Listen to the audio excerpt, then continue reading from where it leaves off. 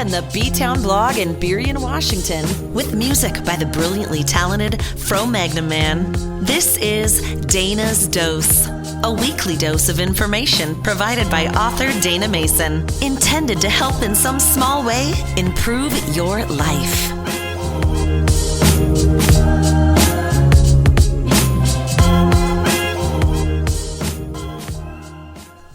Welcome to Dayna's Dose. Today's topic is the importance of imagination, play, and humor in adulthood. When we were children, everything we did was play. Activities done for the sheer pleasure of doing them, not to achieve any particular outcome. We used our imaginations and laughed easily. As adults, many of us have lost some of our ability to imagine and have become practical, goal-driven, and more concerned with playing by the rules than enjoying ourselves.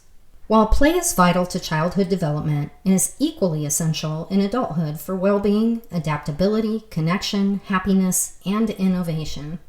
Play is necessary for survival and innovation.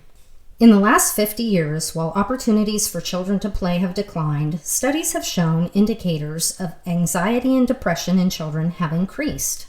The founder of the National Institute for Play researcher Dr. Stuart Brown, cites a play study involving two groups of rats to support his belief that play is pretty important for our survival. The first group was allowed to play. The second group was prevented from playing. All rats were then presented with a cat odor-saturated collar. Both groups fled and hid, but the rats that were allowed to play slowly began to explore the environment again. The rats that weren't allowed to play never came out of hiding, and they died. He believes the opposite of play is not work, but depression. We are designed to play throughout our lives, not just in childhood. Imagination fuels innovation. When ideas spark inspiration, the in-between state that leads to action is imagination.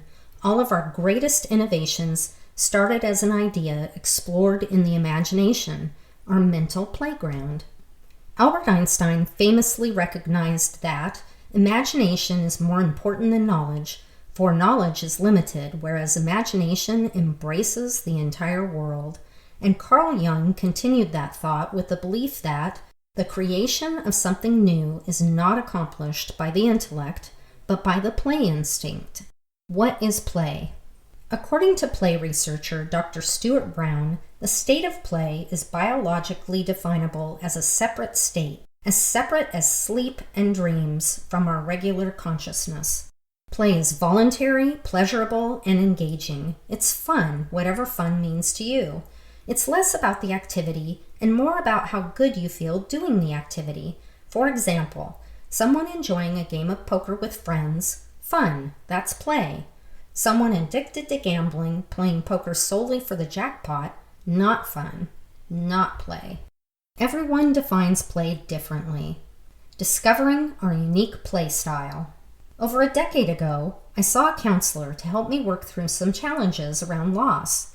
In the second session, I was asked to role play talking to myself as a child. I couldn't do it. It seemed too ridiculous. So the counselor gave me an assignment to help me break through what he believed was my inability to play. Tea with Teddy. The table is prepared. The gold teapot filled with coffee, my preference over tea, and matching teacups sit on their little saucers. I purchased a stuffed animal for the occasion, an item I would not otherwise own. A teddy bear, a soft and fluffy, but no ribbons, clothing, or anything cutesy. A basic bear. After much deliberation, I named her Maddie. The doorbell rings. "Hi, meet Mr. Moose. He's very excited to meet Maddie and have some tea." My friend Kathy, who volunteered to help me with this exercise, is ready to go.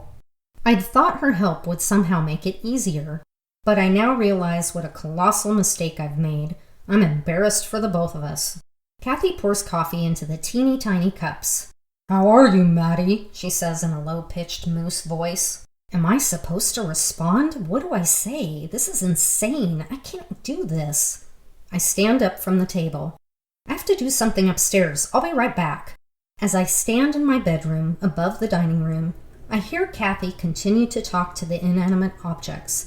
She asks them if they would like some tea. She responds as if they're asking her questions. I'm paralyzed with fear.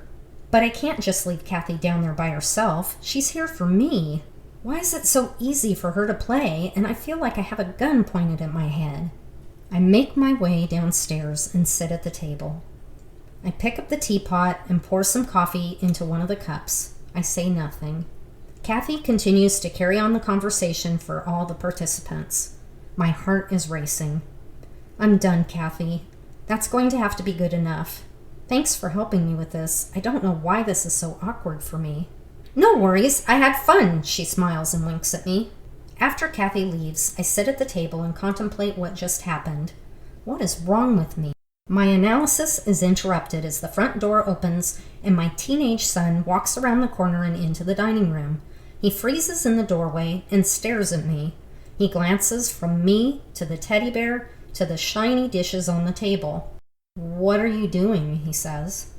I laugh at how absurd this must look and explain that this was my counselor's idea. I describe what happened with Kathy, and then I feel like a complete failure. What's the big deal, he says. A pretend tea party is kind of dumb, but so what? It's really not a big deal. It's not a big deal for you because you enjoy being silly. That's the problem. Pretending to have a tea party with some stuffed animals shouldn't feel like impending death. Compassion washes over his face, and he takes a seat at the table. He raises the teapot. What's in here? Coffee?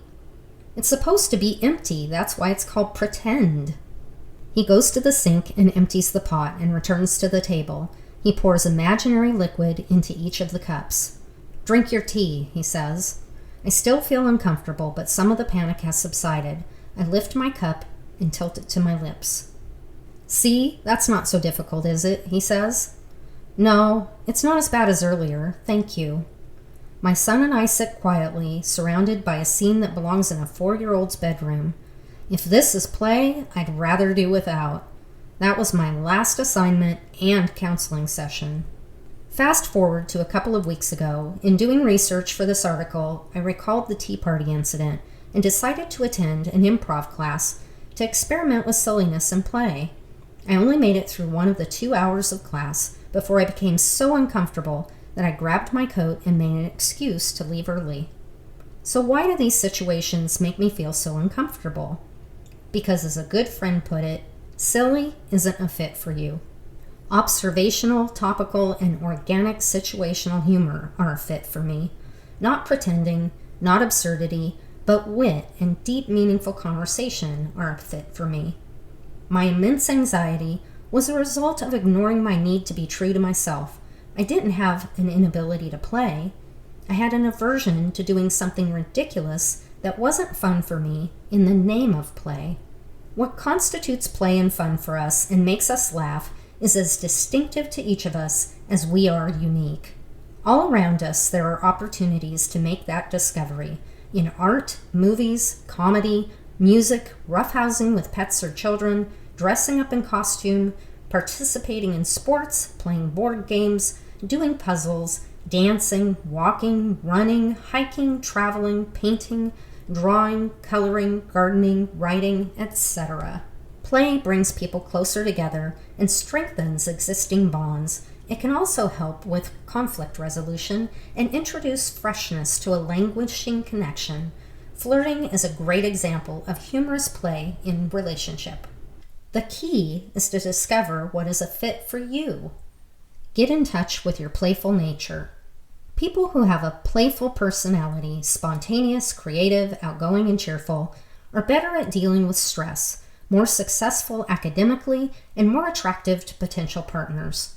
Getting in touch with our playful side helps balance the seriousness of life, heightens our senses, and awakens the adventurousness we felt as children.